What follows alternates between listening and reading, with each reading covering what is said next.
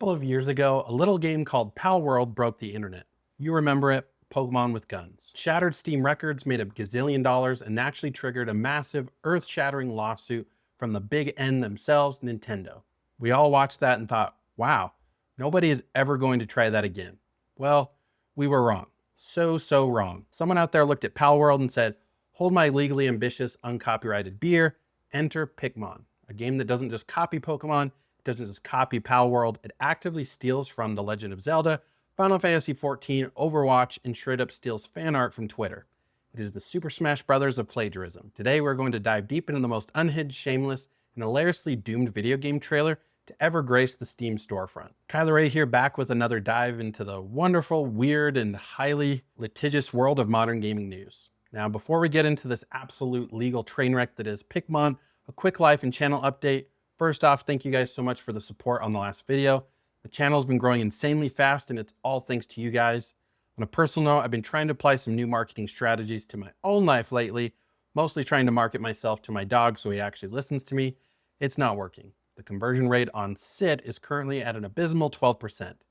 I need a better call to action, maybe bacon flavor. But speaking of marketing, if you enjoy gaming commentary news and me slowly losing my sanity over the state of the industry, do me a huge favor, hit that subscribe button. It's free, it helps the channel out, and it ensures you never miss an upload. All right, let's talk about the elephant, or should I say the totally legally distinct, copyright-free mammoth in the room. So to understand the sheer magnitude of what Pickmon is doing, we have to look back at Palworld. When Palworld launched, people called it a ripoff. They said the models were just Pokemon assets mashed together in a blender, but at the end of the day, Palworld actually had a solid gameplay loop. It mixed Ark survival evolved mechanics with creature catching. It was derivative, yes, but it was its own game. Pickmon is not its own game. Pickmon is what happens when you feed a gaming encyclopedia to an AI.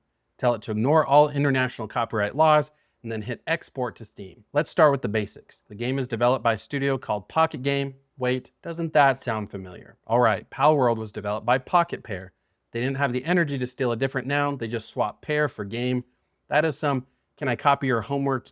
Yeah, just change it a little so it doesn't look obvious energy. The Steam description calls it a multiplayer open world survival crafter where you fight, farm, and build industrial empires. Sound familiar?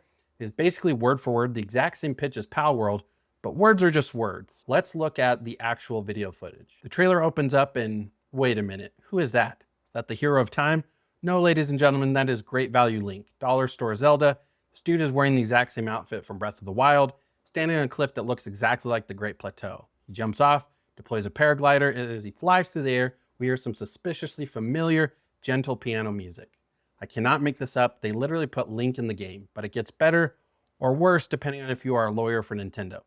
Look closely at his shoulder. What is that little yellow rat?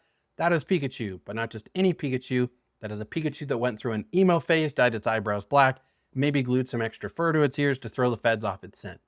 As the trailer continues, it turns into a masterclass of theft. You've got a creature that looks like a midpoint between Palworld's Anubis and Pokemon's Lucario. A copy of a copy.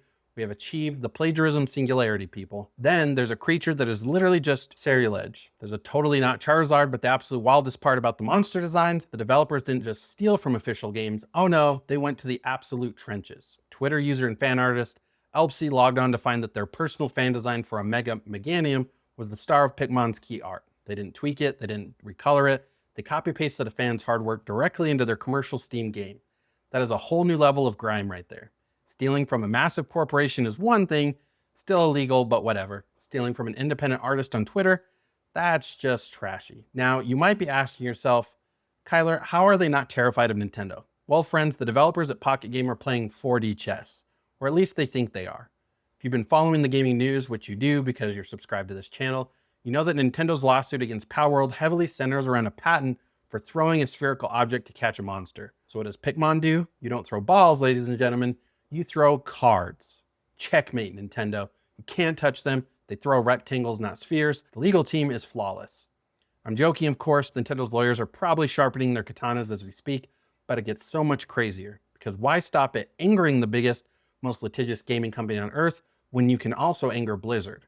Reddit users over on the Overwatch subreddit were scrolling through Pickmon's Steam page when they noticed something familiar. An enemy NPC that is quite literally just Roadhog, same mask, same body type, same general vibe. They just painted him black and dropped him into a survival crafting game. That wasn't enough. We've got giant crystal structures that look exactly like aetherytes from Final Fantasy XIV. They're actively trying to get sued by Nintendo, Square Enix, and Activision Blizzard all at the same time. It's like they're trying to collect cease and desist letters like Infinity Stones. Okay, let's take a step back and put on our marketing hats for a second, because there is a very real, very cynical strategy happening here. Why would a developer, Pocket Game, likely backed by some overseas conglomerate, looking for a quick buck, make a game that is blatantly stolen? Are they stupid? Do they not know how copyright works? They know exactly what they are doing. This is called outrage marketing. It's lawsuit bait. We live in an attention economy. If you release a totally original, middle-of-the-road indie survival game, nobody cares. You get buried on page 47 of the Steam new releases. But if you make a game that looks like Link riding a bootleg Pikachu into battle against Roadhog, suddenly IGN is writing articles about you. PC Gamer is writing articles about you, and yes, YouTubers like me are making videos about you. They manufactured this viral moment. They wanted the gaming community to point and laugh, because right now, Pickmon has thousands of wish lists on Steam. People are wishlisting it for the meme. People want to see if it actually releases before Nintendo Orbital strikes their servers. The developer doesn't care if the game is respected. They only care if you know the name. And honestly, from a pure dark arts marketing perspective, it worked flawlessly. We are all talking about Pickmon, but there's a dark side to this. This asset flip, copy-paste mentality actively harms the indie scene. It clogs up the storefronts, it steals attention, and literally steals art from passionate creators who are actually trying to make original games. If we reward this kind of shameless slop with our dollars, it just tells the industry that originality is dead and AI-generated mashups are the future, and nobody wants that. So what's the final verdict on Pickmon? It currently has a release date of to be announced. They're supposedly planning a release for Steam, PS5, and hilariously enough, the Nintendo Switch. Yeah, good luck getting that past the eShop certification team. Look, I don't think this game has ever seen the light of day. I think within the next month, we are going to see the Steam page mysteriously vanish into the void, right alongside a very quiet legal settlement. Palworld survived because it actually innovated on a genre despite its visual similarities. Pickmon is just a Frankenstein monster of stolen ideas, hoping to make a quick buck off the controversy. But I want to know what you guys think. Drop a comment down below. What is the most egregious ripoff you noticed in the trailer? Do you think Nintendo is going to sue them into the Stone Age, or will Blizzard get to them first? Let's get a debate going in the comments. Also, a quick reminder, if you haven't already, smash that like button. It tells the YouTube algorithm that I'm doing a good job, and it helps push the channel out to more people. Don't forget, you can also follow me on TikTok, also the link in the description, posting a lot of short form content on there from videos we do here also on YouTube. So for more behind the scenes life updates, random gaming thoughts, and my ongoing quest to properly market basic obedience commands to my dog. Thank you guys so much for watching. As always, stay awesome, play good games, original games preferably, and I'll catch you in the next video.